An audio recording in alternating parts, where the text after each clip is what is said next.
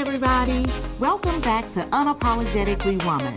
This year we're celebrating phenomenal women all across Kentucky who make no apologies for their perspectives or the impacts that they're making in the community. Today we're celebrating Amy Brown, who is unapologetically sharing the gift of music in the community.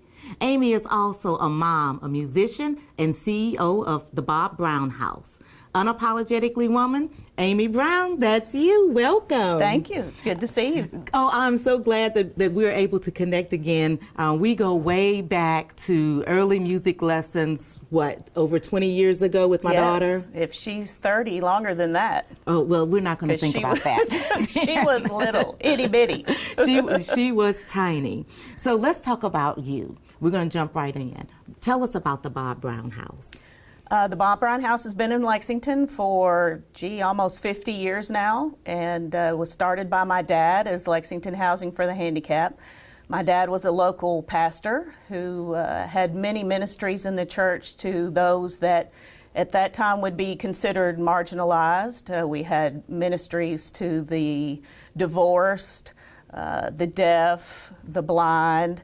And from those ministries, he saw a real need for affordable housing, safe place. We had a favorite. Her name was Aunt Nanny. She was 4 feet tall and 4 feet wide and carried a pocketbook that was almost as big as she was. And I would say to Dad, why does she carry that huge pocketbook? And he said, because, she lives in a horrible situation and everything that was important to her, she put in that big pocketbook before she came to church and carried it with her. So we had been to visit her one day, and her own family had just stolen her check money.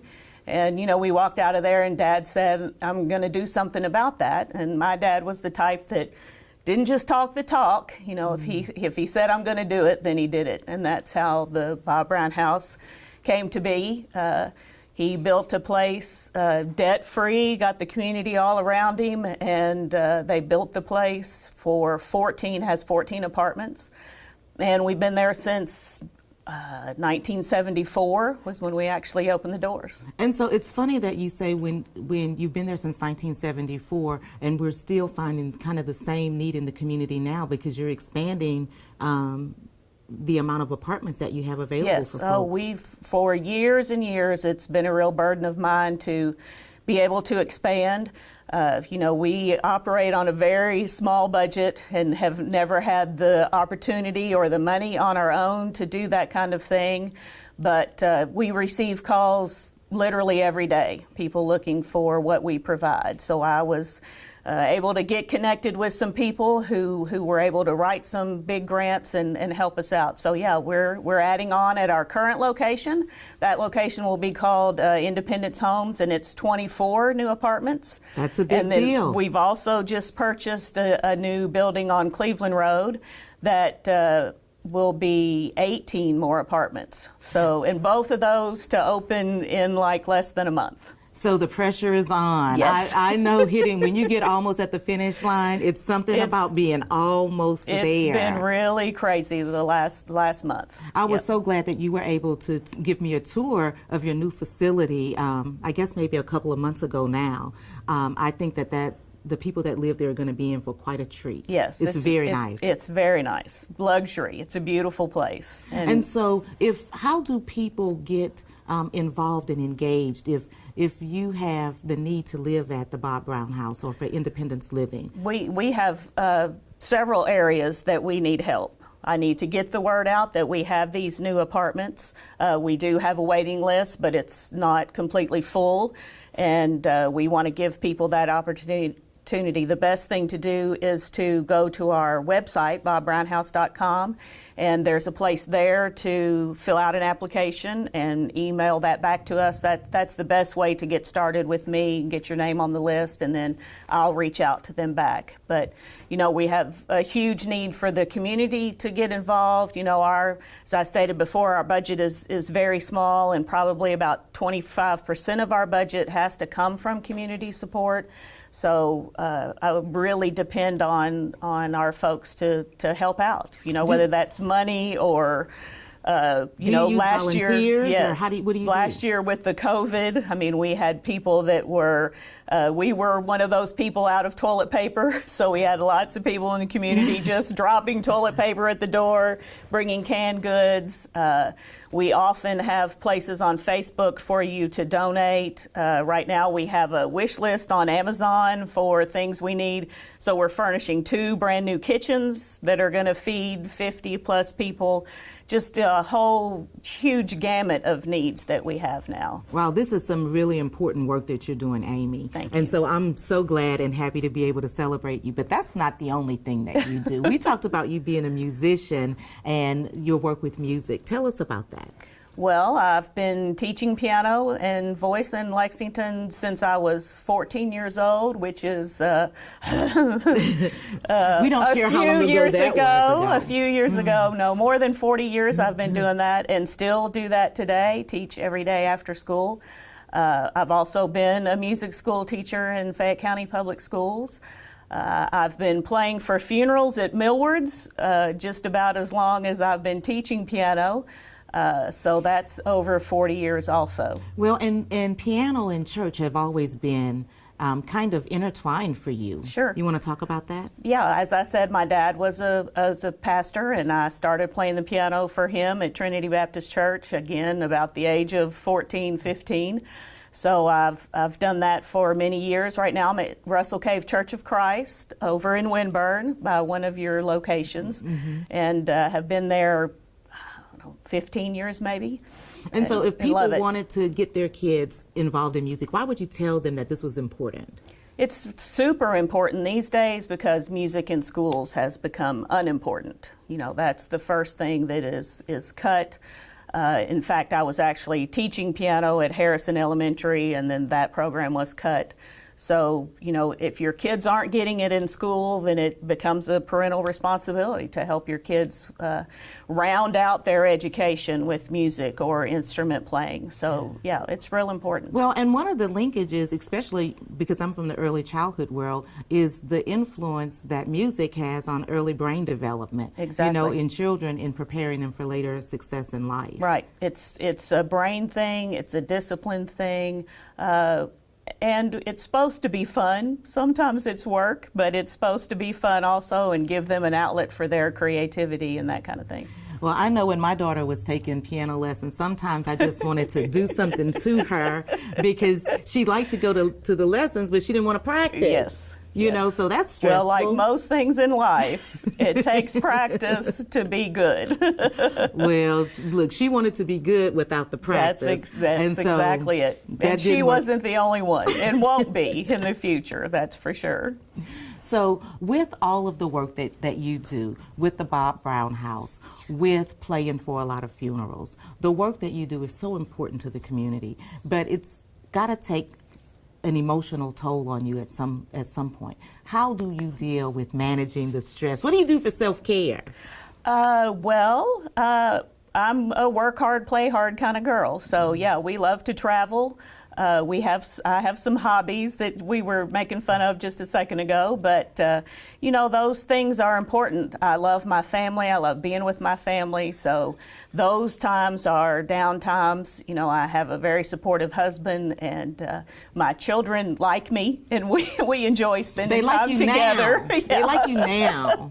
That's what you mean. We enjoy, you know, being together and having fun. So those kinds of things are, you know, do take away the stress. And actually, I play the piano to relieve my stress also. So, yeah, that's the amount of work that has come with opening these 2 new locations has been pretty overwhelming at times. I just read a meme that said, this all seemed a lot easier in my head. It all worked out perfectly. Yes, yeah. So there are times, but, you know, it's just doesn't take but a second of being with some of the people that we're helping, the dire need that they have. A whole lot of our people have no one to care for them, or even maybe they did at some point, somebody dropped them off to us and moved them in and then said, I don't ever want to see you again, that kind of thing. So when we toured and you talked to me about that, that was one of the hardest things for me to take away. Right. The stories that you were telling me about people being dropped off and right. So we're their family to each other, but I'm also their mother, and they call me the warden, and but when you're around those people just for a minute, then that reminds me of why we do what we do, and the stress that comes from that, takes its place on the back seat. And so I would say that your residents are now your family. Is that fair? Oh, yes. Yeah, my children, many of them, we have blind sisters that have lived at the Bob Brown House 40 plus years, almost since we opened, so they've known my children their whole lives. There are other residents that have been there 20, 25 years that are brother and sister to my kids, So your dad left the Bob Brown House as a legacy, and you picked it up. Are you hopeful that one of your daughters will pick it up and follow in the family's? Yes, I mean, that's already happened. Hannah, my oldest daughter, will be the manager of the new place, Independence Homes. Sadie, my younger daughter, works there. She has a different full-time job that actually pays her bills, but she works at the Bob Brown House too. So yeah, they both share the same big heart and compassion for these people that need to be loved and deserve to have a safe place to live. And so when you guys are not working together as a family, you guys are traveling. I understand that you guys have been to Egypt. Yes. Tell us about that. We loved Egypt. We've traveled a lot, been all over the world, seen a lot of different things. Egypt was probably the most different just because of the culture and the things there that you don't.